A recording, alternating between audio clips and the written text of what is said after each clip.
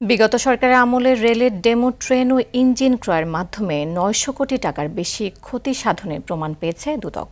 দুদকের তথ্য অনুযায়ী কেনার ৫-৬ মাসের মধ্যেই ডেমো ট্রেন বিকল এবং ৩ বছর আগে সবগুলোই স্থায়ীভাবে বন্ধ হয়ে যায়।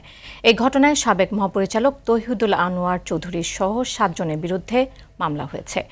ইঞ্জিন ক্রয়ে ৩২২ কোটি টাকা রাজস্ব ক্ষতির অভিযোগে সাবেক মহাপরিচালক শামসুজ্জামান সহ ৩ জনের বিরুদ্ধে মামলার অনুমোদন দিয়েছে কমিশন। এদিকে ঋণের নামে ৩৬৩ কোটি টাকা আত্মসাতের অভিযোগে এস আলমের চেয়ারম্যান সহ ৪৩ জনের বিরুদ্ধে মামলা করেছে সংস্থাটি।